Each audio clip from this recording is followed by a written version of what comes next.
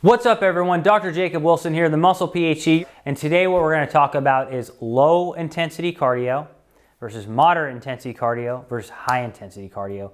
What are the pluses and minuses to all three of them, okay?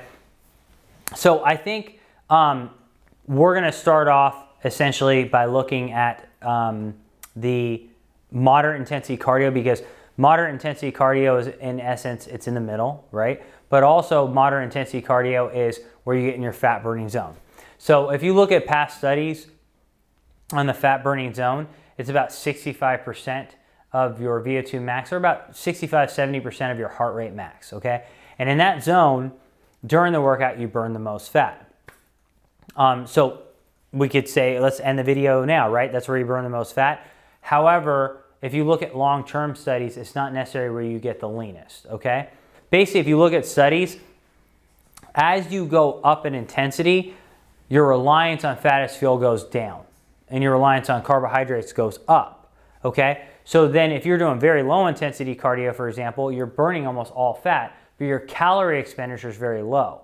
Whereas when you reach 65% of your heart rate max, which is moderate intensity cardio, you're burning about 50% fat and 50% carbohydrate.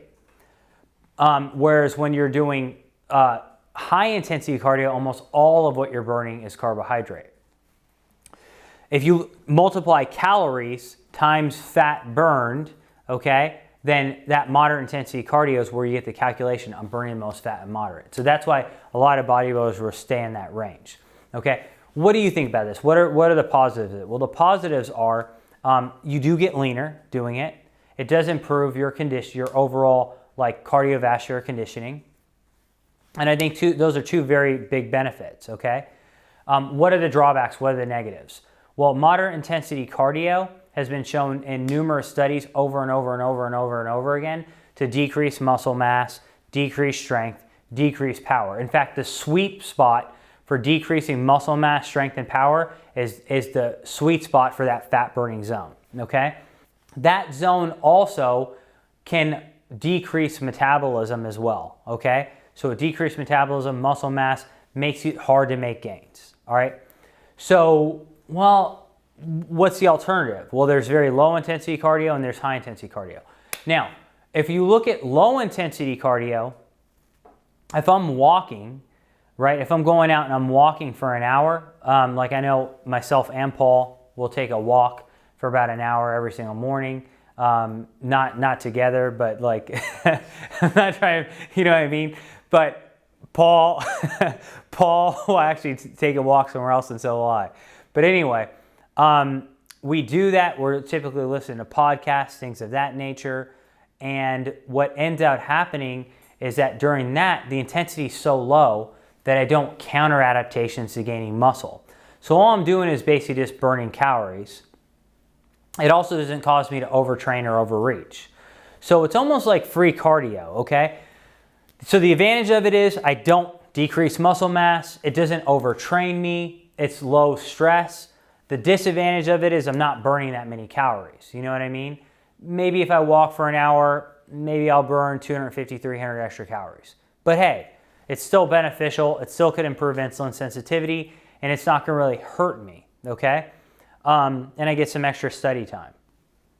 High intensity cardio, we published a meta-analysis that showed the very, very high intensity cardio, meaning all out sprinting, actually caused the most long-term fat loss.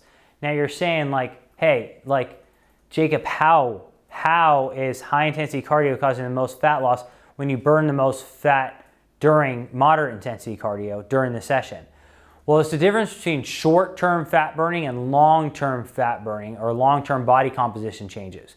Because what ends up happening is, yes, I use carbohydrates to a high extent, but I deplete my carbohydrates in my muscle. When I deplete carbohydrates in muscle, it triggers increases in mitochondria, meaning like the mitochondria, the fat-burning furnace in my cell, will increase. And also, on top of that, being depleted will actually cause me to use more fat the rest of the day as fuel. Additionally, high intensity cardio increases my metabolism for a few days, okay? So my metabolism could be up for 24 to 48 hours after the high intensity cardio. So the benefits are I might burn the most long-term fat. High intensity cardio does not interfere with my gains. And actually, we did a study where we found that sprinting on a cycling device called a Wingate actually caused hockey players to increase muscle mass in their quads. So it actually might be a stimulus for growth. What are the downsides? Sprinting has to be kind of treated almost like a weight training workout. Say I'm training legs 2 to 3 times a week. If I'm killing myself and going all out, balls to the wall on sprinting workouts, it can lead to overtraining. So studies show you don't want to go all out more than twice a week. Definitely not more than 3 times a week, because then that might cause me to overtrain and overreach. In which case it would interfere with my gains on legs. It would interfere with my strength gains just because I'm overtraining and overreaching. So let's put this all together in general. In general, for a bodybuilder, there's probably going to be a combination of high intensity training and low intensity cardio. In the middle is probably something that you're probably going to avoid unless like you just have hit your back against the wall and need to switch it up, okay? Now, how should I incorporate low intensity cardio? Probably what I would do is go for a walk, an hour walk a day. I think that's going to be a good thing. It's not going to interfere with anything, right?